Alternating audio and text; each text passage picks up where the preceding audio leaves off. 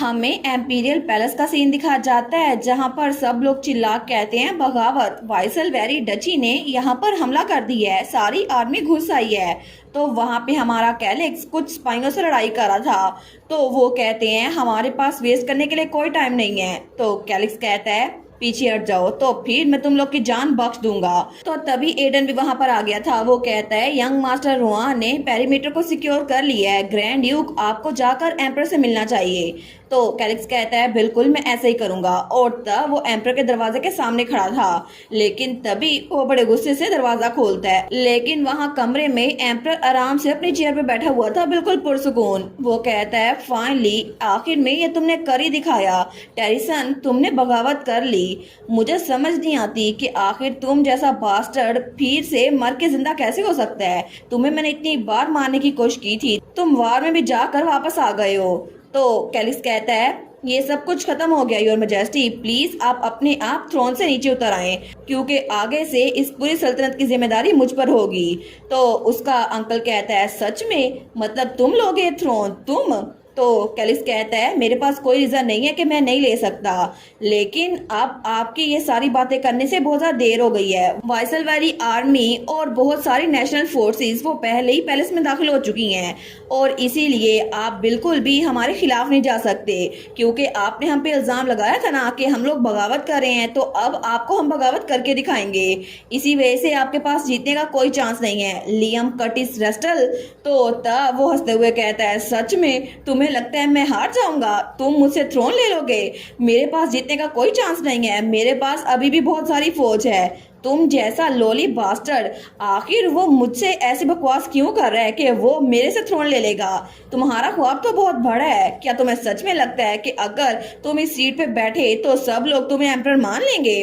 तुम मुझसे बेहतर एम्परर कभी नहीं बन सकते, तुम जानते हो ना, क्योंकि मैं यहाँ पर बहुत सारे सालों से एम्परर हूँ, लेकिन तुम एक ऐसे लड़के हो जिसकी ओरिजिन के बारे में किसी को नहीं पता। तो हमारा हीरो स्माइल करते हुए कहता है ओरिजिन? आपने कहा ओरिजिन, लेकिन मैं सोच ही रहा हूँ एग्जैक्टली आपको अपने ओरिजिन पे इतना घमंड क्यों है, आप इतने कॉन्फिडेंट क्यों हैं? क्योंकि आपने ये थ्रोन मेरे फादर को मर्डर करके लिया था, पुराने क्राउन प्रिंस को, जिन पे आपने बगावत का इल्जाम लगाया था, बिल्कुल ऐसे ही। तो आखिर आप और मैं डिफरेंट कैसे है योर मैजेस्टी? वेल मुझे लगता है हम लोग डिफरेंट है। और तभी वो अपनी पावर यूज करता है और उसके पंख और उसके हॉर्न्स बाहर आ रहे थे। वो कहता है जरा गौर से देखे, मेरे पास उस ग्रैंड ड्रैगन की पावर है, वही पावर जो स्टार्ट में पहले एम्पर से लेकर अब तक मुझ तक चली आ रही है। ये पावर जिसे आपने बचपन में सील करने की कोशिश की थी डियर अंकल, ये है एम्पीरियल ब्लड लाइन का प्रूफ, ड्रैगन की पावर जो मुझे फर्स्ट एम्पर से मिली है और आपको नहीं मिल सकी। तो एम्पर तो उसको बिल्कुल शौक होके देख रहा था। हमारा हीरो कहता है मैं लेजिटिमेसी की बात कर रहा हूँ जो आपके पास बिल्कुल नहीं है। वो कहता है तुम्हारी इतनी हिम्मत, ये पावर मैंने सील कर दी थी, आखिर ये अनसील कैसे हुई? तो हमारा हीरो कहता है रेबलर के ड्रैगन की वजह से मेरी पावर मेरे पास वापस आ गई। लेकिन तब उसके सामने तलवार फेंकते हुए कहता है अपनी लाइफ खुद ले लें योर मैजेस्टी, अभी के लिए आपको पता है कि आप यहाँ से बाहर नहीं निकल सकते, और मैं चाहूँ तो एक पल में आपकी जान ले लूंगा। लेकिन आपको पता है कि हम लोग इस जगह पर आए कैसे? क्योंकि यहाँ पर पैलेस गेट्स आपके बेटी ने हमारे लिए खोले थे। तो एम्पर कहता है क्या? वो कहता है सच में आपकी अपनी बेटी प्रिंसेस ने आपको धोखा दिया और कैपिटल के गेट हमारे लिए खोले। क्या अभी भी आपको अच्छी अपॉर्चुनिटी नहीं लग रही कि एक एम्पर के तौर पर मरने का आखिरी चांस है आपके पास? वैसे भी अब सब कुछ तबाह हो गया है, अब दोबारा कभी भी आप एम्पर के तौर पर उठ नहीं सकते, क्योंकि अगर हम लोगों पे बगावत का इल्जाम लगा और आप बच भी गए तो इस सब में आपकी बेटी खुद आ जाएगी और उसकी वजह से उसे मरना पड़ेगा। आपको ऐसा नहीं लगता? तो एम्पर कहता है मुझे लगा ही था कि मेंशन के अंदर से कोई तुम लोग के साथ मिला हुआ है। तो सच में वो वही थी। वो कभी भी मेरे ऑर्डर्स को सुनती नहीं है, हमेशा वही करती है जो उसे चाहिए होता है, लेकिन फिर भी उसे दूसरों की शैडो में रहना पसंद नहीं है। एज एक्सपेक्टेड मेरी बेटी वो तो हमेशा से ऐसी थी, शायद वो मुझ पे गई है, बहुत ज़्यादा जिद्दी है। और तभी वो तलवार उठाता है और उसी वक्त वो अपने आप को स्टैब कर लेता है। लेकिन थोड़ी देर बाद जब कैलिक्स कमरे से बाहर आया था तो सामने ग्रैंड ड्यूक खड़े थे। वो कहता है ग्रैंड ड्यूक वाइसल वेरी, तो तब वो कहता है ये कैसा रहा। कैलिस कहता है ये बिना किसी इशू के खत्म हो गया। जब उन्होंने सुना कि प्रिंसेस ने हमारे लिए गेट ओपन किए, उन्होंने अपनी चॉइस खुद ही बना ली। इसी वजह से ये सब कुछ बिल्कुल इजी रहा, क्योंकि उनकी अपनी बेटी ने उनको बिट्रे किया था इसी वजह से। लेकिन क्या आप डिसअपॉइंटेड नहीं है ग्रैंड ड्यूक वाइसलवेरी? वो कहता है किस बारे में? हमारा कैलिस कहता है इस बारे में कि आपने उस एम्पर की जान अपने हाथों से ली, कि आप उसको मारना नहीं चाहते थे। तो वो कहता है वेल आई सपोज मैं इतना भी डिसअपॉइंटेड नहीं हूँ। अगर लियम को मैं अपने हाथों से मारता तो फिर थ्रोन मुझे लेना पड़ता, तुम्हें नहीं। इसके अलावा रिवेंज से अच्छा है कि मैं अपनी फैमिली को प्रोटेक्ट करूँ। मेरी फैमिली जो पीछे है, मेरे बच्चे घर मेरा इंतजार कर रहे होंगे, तो मुझे जल्दी से खत्म करके अपने बच्चों के पास जाना है। लेकिन तभी दूसरी तरफ हमें जंगल में एक हट दिखाई जाती है। तो वहां पर प्रिंसेस चिल्ला कहती है हे कोई यहाँ पर है, मुझे बचाओ, कोई तो है यहाँ पर। तो तभी वहां पर कोई आते हुए कहता है मैं परफेक्टली आपकी आवाज सुन सकती हूँ योर हाइनेस। तो जो कोई भी वहां पर आ रहा था वो कहता है या फिर मैं आपको योर हाइनेस के बजाय किसी और टाइटल से बुलाऊं, ये ठीक नहीं रहेगा। और वहां पर रुआन और रैबलर आए थे। तो प्रिंसेस उनको देखती है, वो कहती है रैबलर, रुआन। लेकिन जैसे वो रुआन को देखती है ना, वो कहती है रुआन तुम मुझे बचाने के लिए आ गए, मुझे पता था कि तुम मुझे बचा लोगे। तो प्रिंसेस तो बड़ी इमोशनल होके रुआन से कह रही थी मुझे पता था पहले जो कुछ भी हुआ ना वो तुम्हारे प्लान का एक पार्ट था, है ना? तो रुआन उसको बड़ा घूर के देखता है। वो कहती है रुआन प्लीज अब मुझे यहाँ से बाहर निकालो। लेकिन रुआन कहता है मुझे नहीं पता कि मुझे इससे और क्या कहना है, मैं इसका चेहरा और नहीं देखना चाहता, तो मैं बाहर रुकता हूँ रैबलर। तो प्रिंसेस कहती है क्या रुको? तो रुआन कहता है मैं बाहर ही रुकता हूँ, अगर किसी चीज की जरूरत हुई तो मुझे बुला लेना। तो प्रिंसेस कहती है रुको रुआन प्लीज मत जाओ, मुझे तुमसे बात करनी है। लेकिन रुआन वो कहता है आखिर मैं अपने दुश्मन की बेटी से बात क्यों करूं, जिसने मेरी फैमिली को मरवाने की कोशिश की, आखिर मैं उस लड़की से बात क्यों करूं?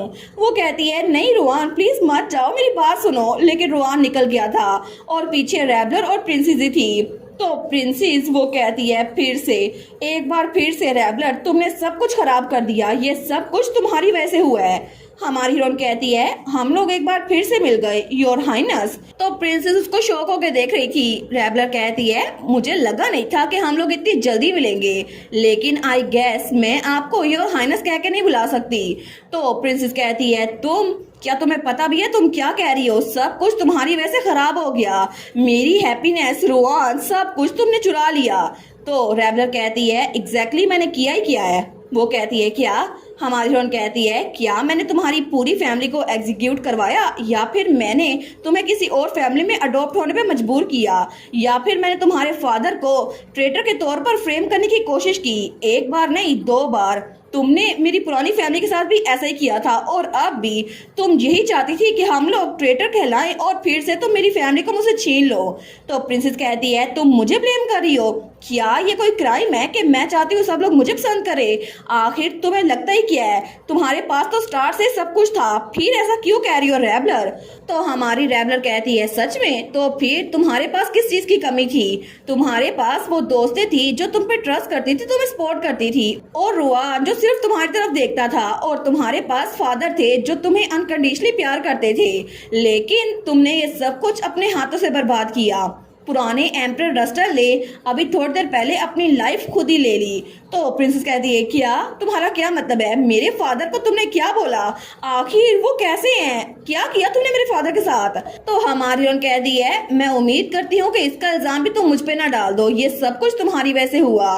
तुम थी जिसने ट्रेटर्स को वहां पैलेस में आने के लिए गेट खोला था, इसका मतलब है कि तुम भी एक ट्रेटर हो। लेकिन तुम्हारे फादर को ये बात पता चली और उन्होंने बिना कुछ सोचे समझे अपनी जान ले ली। और तब वो प्रिंस का हाथ पकड़ते हुए कहती है इसके अलावा मुझे याद आया जब हम दोनों छोटे थे तो हम लोग ऐसे ही किसी वेयर हाउस में कैद थे, है ना? और तब अचानक से तुम्हारे फादर तुम्हें आकर बचा के ले गए, लेकिन मैं पीछे थी। और तब वो जाते हुए कहती है बस मुझे अब ये देखना है कि अब तुम्हें बचाने के लिए कौन आएगा, क्योंकि तुमने अपने करीबी हर एक इंसान को खुद से दूर खुद ही किया है। इसी वजह से मुझे बस ये देखना है कि इस बार तुम्हें बचाने के लिए कौन आएगा। Good bye Elina.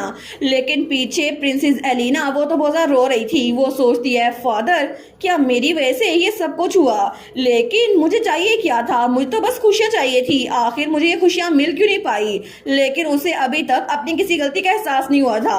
और दूसरी तरफ अगले सुबह जब सारा केओस खत्म हो गया तो सब सबको पता चल चुका था कि ग्रैंड ड्यूक ट्रेजन ने वहां पर थ्रोन को हासिल कर लिया है और एम्पायर अपसाइड डाउन हो गया। नोबल्स और कॉमनर्स बातें कर रहे थे कि वाइसल वेरी उन्होंने सच में बगावत तो नहीं की, लेकिन उन्होंने ग्रैंड ड्यूक ट्रेजन का साथ दिया है। और इस तरह आधे लोगों का रिएक्शन ये था कि वो हीरोज हैं, लेकिन आधे लोगों का रिएक्शन ये था वो अभी भी ट्रेटर्स हैं। फिर भी इस सब के बावजूद भी कैलिक्स की लेजिटिमेसी पे किसी को भी कोई शक नहीं था, क्योंकि उसके पास ड्रैगन की पावर थी और इसके अलावा उसके पास एक ड्रैगन था जो कि रेबलर की वजह से उसे मिला था। लेकिन तब फाइनली वो वहां पे थ्रोन की तरफ बढ़ता है, तो तब कोई कहता है कैलिक्स बैनिया ट्रेजन एरिक ब्रेजन के बेटे और इजाबेला बैनिया ट्रेजन के बेटे होने की वजह से एक ऐसा इंसान जो कि रॉयल स्टेटस रखता है, आपको फाउंडिंग किंग की पावर मिली हुई है। इसी वजह से क्योंकि आप इस इंपीरियल फैमिली के लेजिटिमेट हीर हैं और आप एक न्यू एम्पायर के एम्पर बनेंगे, कैलिक्स कर्टिस रस्टल। और तब वहां पर हमारी हीरोइन, उसका फादर और भाई भी खड़े थे और हमारे हीरो को ताज पहना दिया गया था और उस वक्त वो सेरेमनी कंप्लीट हो गई थी। तो वो लोग कहते हैं आपसे आप इस रस्टल एम्पायर के इकलौते एम्पर हैं। लेकिन कुछ दिनों के बाद तब वहां पे हमारी हीरोइन कहती है ये कहना मिस्टेक होगी कि ये एंड है। तो रुआन भी कहता है बिल्कुल, जिस वक्त तुमने थोड़ी सी भी इनकॉम्पिटेंस दिखाई ना, तुम्हें सच में लगता है कि वाइसल वेरी तुम्हें एक बार रिप्लेस नहीं कर सकती जिसने पुराने एम्पर को रिप्लेस किया है। तो ड्यूक कहता है तुम्हें ऐसी बात नहीं करनी चाहिए हिज मैजेस्टी के सामने, लेकिन फिर भी मैं इस बात से एग्री करता हूँ। तो रेबलर कहती है आखिर आप लोग क्या बात कर रहे हैं, फादर ब्रदर आप दोनों भी प्लीज कैलिक्स के साथ मीन मत होइएगा और आपको तो सपोर्ट करना चाहिए ना। तो वहां पर उसके भाई और फादर भी बैठे थे। तो रुआन कहता है मैं उसको सपोर्ट करूं रेबलर, मैं उसका सबऑर्डिनेट हूं, मेरी ड्यूटी है कि उसको एडवाइस करता रहूं, लेकिन मेरा सच में ये मतलब नहीं है कि मैं उसकी एबिलिटीज को जान चुका नहीं। अगर उसने थोड़ी सी भी कोशिश की ना कुछ गलत करने की तो फिर मैं उसको इस तख्त से हटा दूंगा। लेकिन देखो तो सही वो अपनी पोजीशन का कितना फायदा उठा रहा है, देखो मेरी बहन के साथ बैठा हुआ है।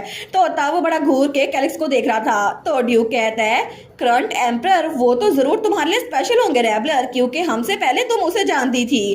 फिर भी एज एक्सपेक्टेड मैं अभी भी इतना थ्रिल नहीं हूँ कि मैं अपनी बेटी की एंगेजमेंट अभी कर दूं जिसे मैं 10 सालों बाद मिला था।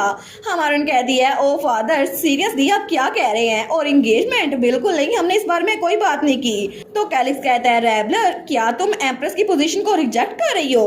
वो कहती है क्या एम्प्रेस तुम क्या बात कर रहे हो। तो कैलिक्स उसका हाथ पकड़ते हुए कहता है मैंने कभी भी अपने साथ तुम्हारे अलावा किसी को इमेजिन नहीं किया रेबलर, और तब उसके गाल में किस करता है। वो कहता है मैं जल्दी फॉर्मल प्रपोजल देकर किसी को भेजूंगा, बस तब तक इंतजार कर लो क्योंकि मैं सच में तुम्हें अपनी एम्प्रेस बनाना चाहता हूँ। लेकिन उसको देखकर रुआन और ड्यूक तो फ्रीज हो गए थे। रुआन कहता है तुम पागल हो गए हो, ठीक है तुम्हें वाइसल वेरी को अपना दुश्मन बनाना है ना, ठीक है। तो ड्यूक भी कहता है ऐसा लगता है कि तुम एम्पर की सीट से थक चुके हो, चलो तुम्हें नीचे उतरने में हेल्प करता हूँ। तो रेबलर कहती है एक मिनट रुको सही सब लोग प्लीज काम डाउन। वो सोचती है आखिर ये मेरी फैमिली के सामने ऐसा कैसे कर सकता है, लेकिन आखिर में उनकी हैप्पी एंडिंग हुई थी। कैलिक्स और रेबलर ने जो प्रॉमिस किया था जब वो छोटे थे उन्होंने वो पूरा कर दिखाया। पहला प्रॉमिस ये था कि वो डेफिनेटली बड़े होकर खुश रहेंगे, और दूसरा प्रॉमिस ये था कि वो लोग इकट्ठे समुद्र पे जाएंगे, वहां पर बीच पे एंजॉय करेंगे, और उनका ये प्रॉमिस भी पूरा हो गया था। और इसी के साथ उनके प्रॉमिस के पूरे होने के साथ ही ये स्टोरी यहाँ पर एंड, और ये स्टोरी कंप्लीट हो गई है, काफी ज्यादा जल्दी कंप्लीट हो गई है। लेकिन फिर भी अगर साइड स्टोरीज आई तो मैं इसको एक्सप्लेन कर दूंगी। तो आप लोग बताइएगा इस पूरी स्टोरी में आपका फेवरेट कैरेक्टर कौन सा था। और मेरा फेवरेट कैरेक्टर वो तो रुआन था। स्टार्ट में ये तो प्रिंस के पीछे पागल था, लेकिन बाद में इसे अकल आई गई। और आप लोग बताइएगा आपका फेवरेट कैरेक्टर कौन सा था। और मजीद वीडियोस देखने के लिए चैनल को सब्सक्राइब कर लें एंड वीडियोस को लाइक कर दें। Thank you so much for watching my videos and take care, bye bye.